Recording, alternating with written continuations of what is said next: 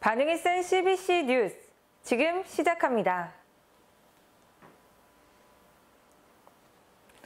첫 번째 뉴스입니다. 병역 기피를 위해 미국 시민권을 취득해 2002년 입국 금지된 가수 유승준 씨에게 내려진 비자 발급 거부가 위법하다는 대법원 판결이 나왔습니다. 1990년대 한국에서 가수 활동을 하던 유 씨는 지난 2002년 입대 전 미국 시민권을 취득하며 한국 국적을 포기했습니다. 병역 기피 논란이 일자 정부는 유 씨의 입국을 거부했고 만 38세를 넘긴 지난 2015년에 다시 LA 총영사관에 재외동포 비자를 신청했지만 거절당하자 소송을 제기했습니다. 비자 발급이 거부된 지 4년 만에 대법원 판결이 나온 것으로 하급심 판결을 뒤집는 결과입니다. 이 판결로 17년 넘게 입국 불허 상태인 유 씨가 남은 재판을 거쳐 한국 땅을 다시 밟을 길이 열릴 가능성이 커졌습니다. 대법원은 11일 유승준이 2015년 주 LA 총영사관의 비자 거부 처분을 취소해달라며 낸 소송 상고심에서 원고 패소로 판결한 원심을 뒤집고 사건을 서울고법에 돌려보냈습니다.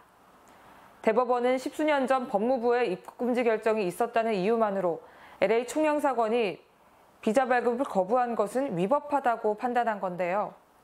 대법원 3부는 오늘 오전 가수 유승준 씨가 주 로스앤젤레스 한국 총영사관을 상대로 낸 비자 발급 거부 처분 취소 소송 상고심에서 원고 유 씨의 상고를 인용해 파기환송했다고 밝혔습니다. 대법원은 지난 2002년 법무부의 입국 거부 조치만을 근거로 만 38세가 지난 2015년의 입국 허가 신청을 별도의 심사 없이 그대로 거부한 건 위법하다고 판결을 내렸습니다. 2015년의 입국 허가 신청은 별도의 심사 절차를 거친 뒤 적법한 행정 절차를 거쳐 판단했어야 한다는 겁니다. 재판부는 입국 금지 결정에 따른 것이라 해도 비자 발급을 거부한 처분이 적법하지는 않다며 유 씨의 상고를 받아들였습니다. 재외동포법에 따라 병역 기피 목적으로 국적을 포기한 경우 38살이 넘으면 체류 자격을 줄 수 있도록 했는데 그렇게 하지 않았다고 지적했습니다. 영사관 측이 입국 금지를 풀어달라고 법무부 장관에게 요청했어야 했는데 재량권을 행사하지 않아 적법하지 않다는 겁니다. 유 씨가 도덕적으로 충분히 비난받을 수 있지만 입국 금지 결정이나 비자 발급 거부와 같은 불이익 처분에 대해서는 적법성을 별도로 따져야 한다고 덧붙였습니다. 병역을 기피할 목적으로 한국 국적을 포기했더라도 만 38세를 넘긴 이후에는 재외동포법을 고려해 해석해야 한다고 밝힌 것입니다. 이러한 판결로 유승준은 남은 재판 절차를 거쳐 17년 넘도록 오지 못한 한국 땅을 밟을 기회를 얻게 될 가능성이 커진 상태입니다.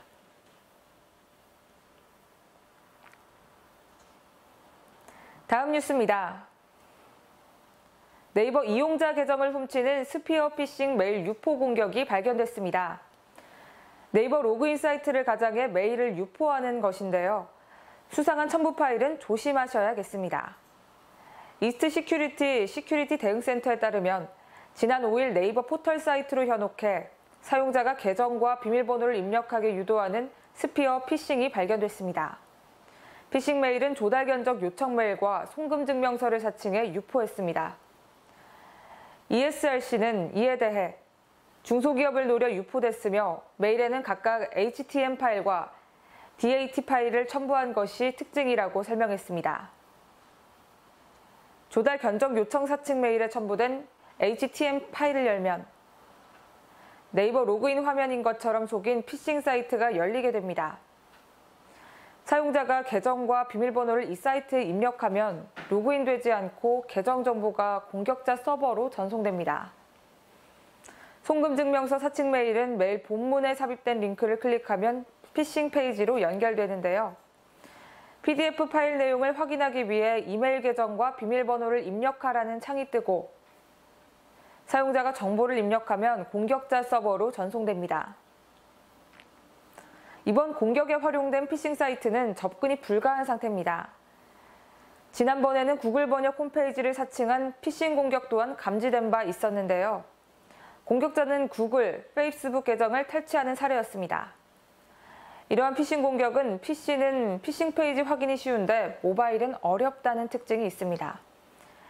ESRC는 모르는 발신자로부터 온 메일은 꼭 내용을 확인하고 조금이라도 의심이 들면 첨부 파일을 내려받거나 본문 내 링크 클릭을 지양하길 바란다고 당부했습니다.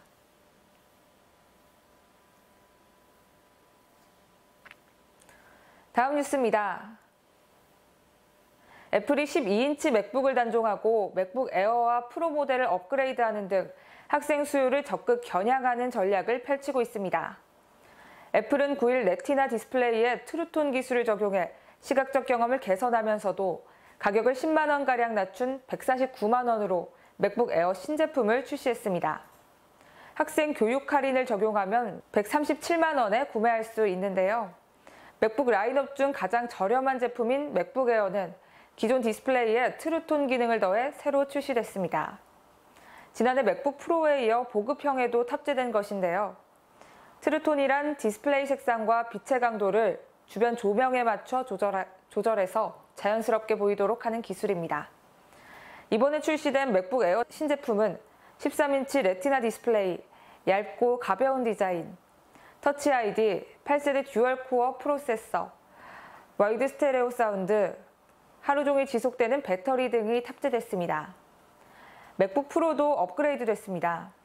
맥북 프로 13인치 논터치바 모델은 새로 터치바와 지문인식 터치 아이디가 추가되고 인텔 8세대 쿼드코어 프로세서가 탑재됐습니다.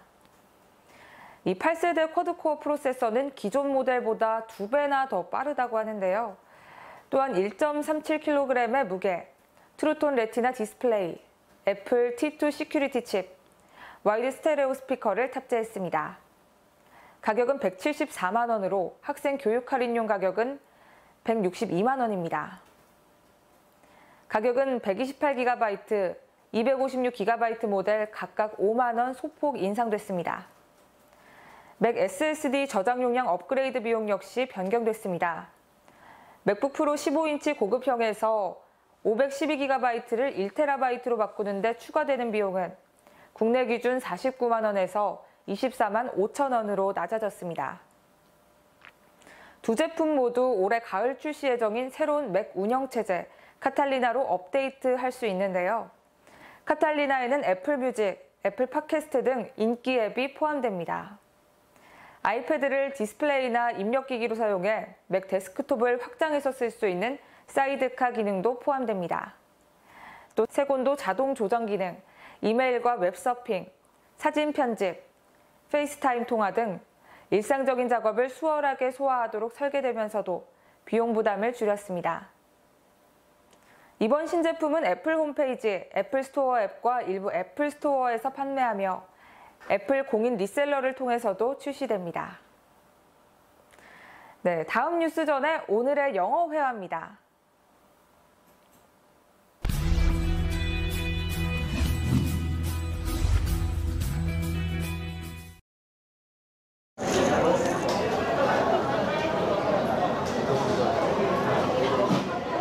커피 너무 뜨거운 것 같아요.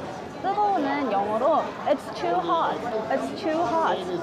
to랑 so랑 많이 헷갈리시는 것 같은데 to는 너무 과도하고 지나치게 뜨겁다는 뜻을 갖고 있어요. 그럼 반면에 so hot. so hot은 그냥 너무 뜨겁다. 이렇게 정도만 알아두시면 될 것 같아요.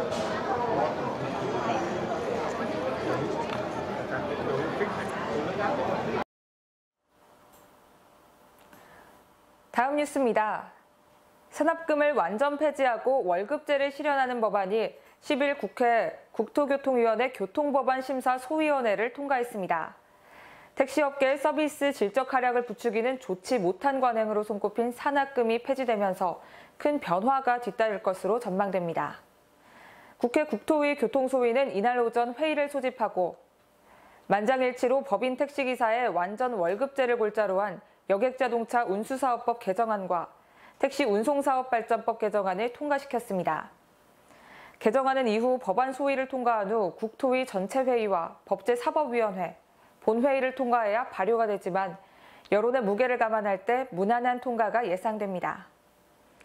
개정안은 올해까지 산업금을 완전 폐지하는 것과 오는 2021년 완전 월급제 시행을 지역별로 점차 확대 시행하는 내용을 담고 있습니다.